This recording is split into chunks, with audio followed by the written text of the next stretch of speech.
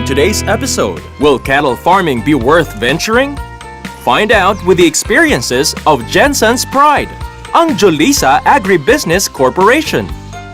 Learn how cattle confinement is done to produce quality meat with the top producers. Planning for a zero-waste household? Pwedeng-pwede with a black soldier fly larvae system. Ihanda ang inyong mga sisiw sa pagiging champion by giving the right vaccine. Ang Gumburo!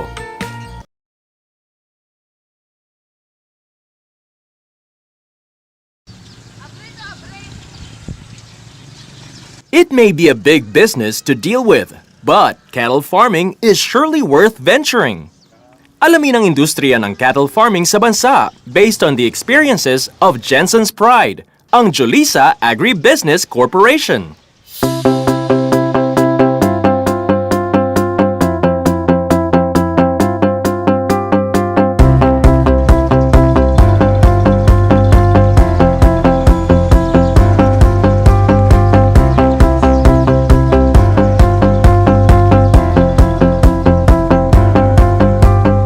Just like anyone who starts a business, testing the waters is important. Jolisa Agribusiness Corporation started with a few heads hanggang sa makakita ito ng potential sa cattle farming. Yeah, my boss started this at the year 1984 with 3 heads, and then pinapakain niya yung parang backyard. It so happened na nakita niya there is a potential business in cattle industry. So since 1984, from 3 heads, it have an additional of another 50 heads, then additional of 100 heads, and then medyo gumaganda yung takbo ng fattening. So he invest more on additional number of heads for breeding and fattening.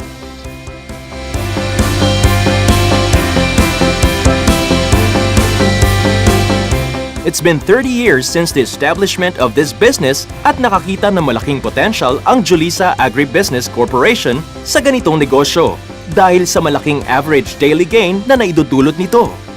Since 1984 up to at present, that is 2014, that is the numbers of years. But this area was started since 1994. Nakita ng boss ko na may potential siya in fattening in the sense because of the tinatawag na EDG, yung average daily gain is medyo maganda. I-convert natin into pesos, medyo may profit in the end. Part of the development in the cattle industry is going from cattle grazing to cattle confinement. At napatunayan ng Jolisa Agribusiness Corporation ang efficiency ng cattle confinement. If we compare the efficiency of the range cattle and confinement cattle is have a big difference, because in range cattle the supervision is too wide and we cannot see how the cattle perform. But in confinement breeding, the close supervision of the management is properly done, in the sense the area is confined, and every operation we had is closely monitored by the people in charge.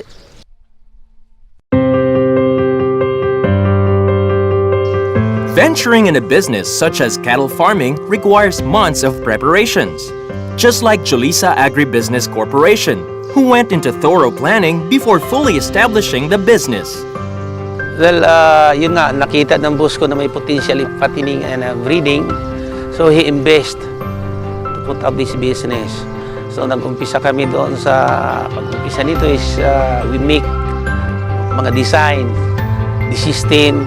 We discuss it for almost 3 months to establish this business. Bago sinosurvey natin yung area. Then after the surveying of the area, then we make plans. Then after planning, we get financial. Then we start the design, the implementation of the area.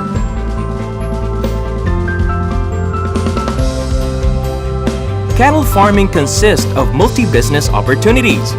With Jolisa Agribusiness Corporation, they ventured into breeding, fattening, owning a slaughterhouse, and down to its end consumers through their meat shop.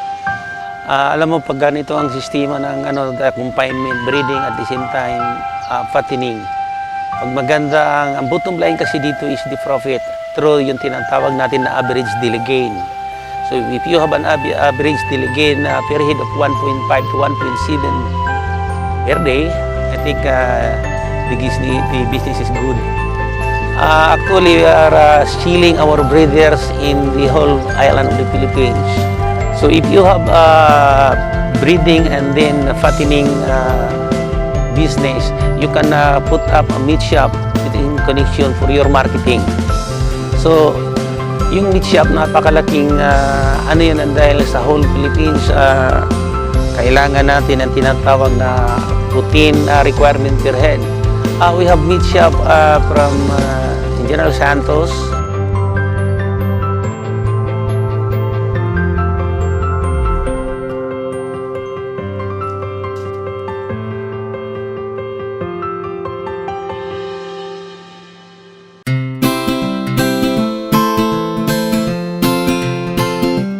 Farm integration means only one thing, zero waste. Sa pagkakaroon ng isang cattle farm, walang nasasayang o itinatapon dahil lahat ay napapakinabangan katulad na lang ng cattle manure. Dito sa farm is mayroon kaming mga yung integration ng farming. So mayroon kami dito mga baka, mayroon karnero, mayroon vegetable, mayroon plantation ng corn. We had a few hectares of corn planted in our area. Then we harvest that at 70 to 75 days old, chop it and feed it to the cattle.